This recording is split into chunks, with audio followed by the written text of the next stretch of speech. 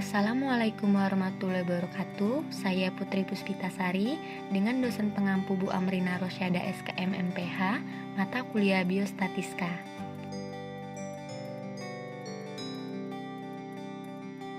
Baiklah, Assalamualaikum warahmatullahi wabarakatuh. Di sini kita akan mencoba mencari jawaban soal, yaitu tentang uji T tidak berpasangan. Mencari apakah ibu yang merokok akan melahirkan berat badan bayi lebih rendah dibandingkan dengan ibu yang tidak merokok. Pada soal di atas dapat dilihat N1-nya 40, N2-nya 50, rata-rata pertamanya 2,9, rata-rata kedua 3,2, standar deviasi satunya 0,1 dan standar deviasi 2-nya 0,1. Pada soal, kita juga dapat mengetahui nilai alfanya 5%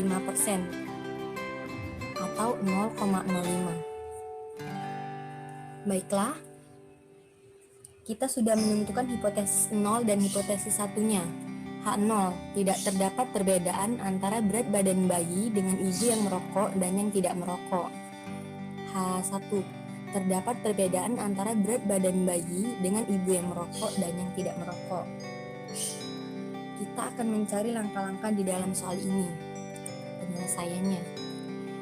Langkah awal, kita menggunakan rumus X1 bar dikurang X2 bar. Cara penyelesaiannya sama dengan X1 barnya 2,9 dikurang X2 bar 3,2. Maka kita akan mendapatkan hasil min 0,3. Langkah yang kedua, kita menggunakan cara S1 kuadrat sama dengan S1-nya 0,1 dikuadratkan. Maka didapatkan hasil 0,01. Yang ketiga tetap sama, S2 kuadrat sama dengan S2-nya 0,1 dikuadratkan. Hasilnya 0,01 sama seperti S1 kuadrat.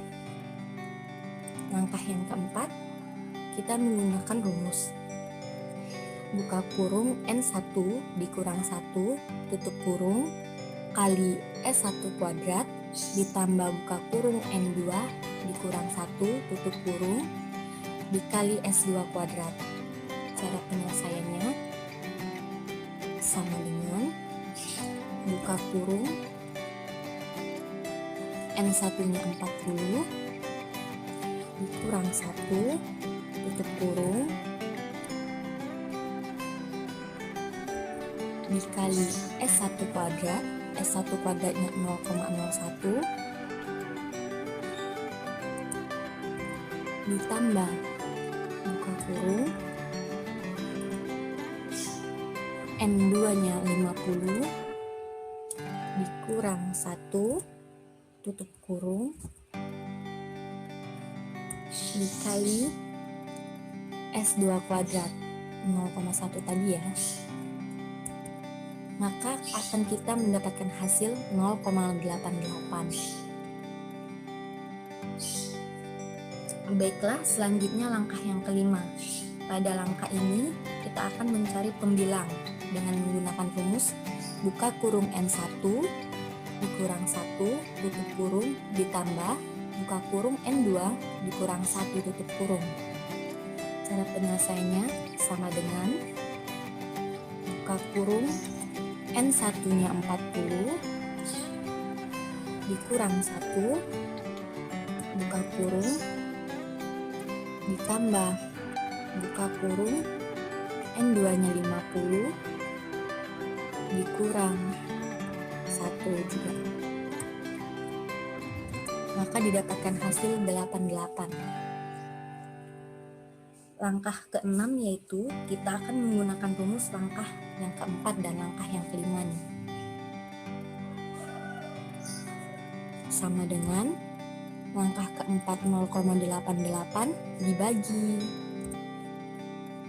88. Maka kita akan mendapatkan hasil 0,01. Langkah yang ketujuh, kita menggunakan rumus buka kurung 1 dibagi N1 tutup kurung ditambah buka kurung 1 dibagi N2. Cara penyelesaiannya pun sama dengan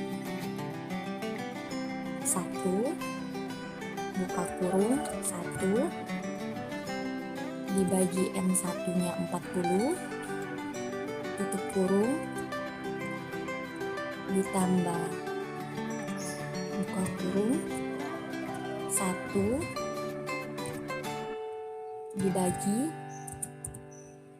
N2-nya 50. Maka kita akan mendapatkan hasil 0,045.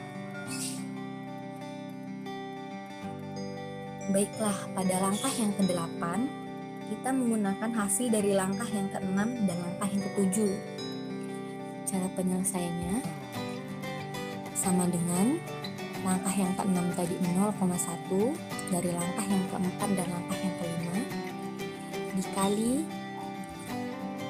langkah yang ke-7 0,045. Maka kita akan mendapatkan hasilnya 0,00045. Langkah yang terakhir, kita akan mengkuadratkan dari langkah yang ke-8 dengan cara mengetikkan sama dengan SQRT buka kurung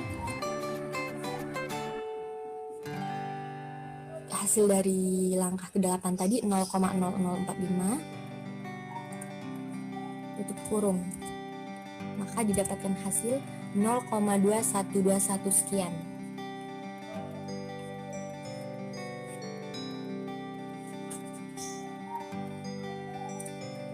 Selanjutnya kita akan mencari nilai dari T hitung.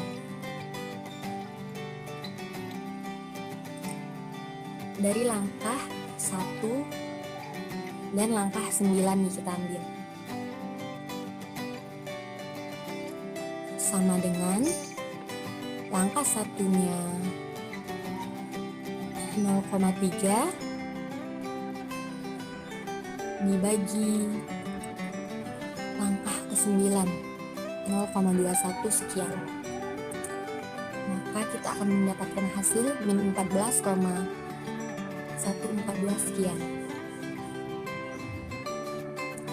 Pada T-tabel sesuai dengan nilai alfanya 0,05, maka didapatkan nilai T-tabelnya 0,05. Nilai T-tabelnya 1,662. Baiklah, dari cara di atas kita dapat menyimpulkan dihitungnya lebih kecil daripada T-tabel sendiri.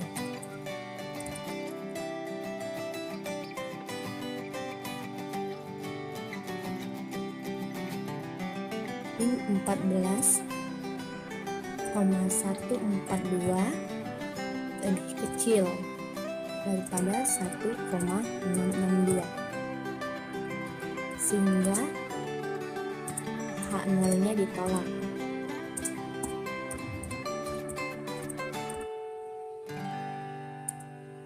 Maka dapat perbedaan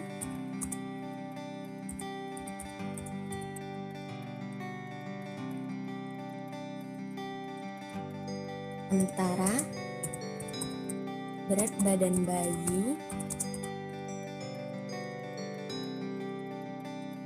dengan ibu yang merokok dan yang tidak merokok.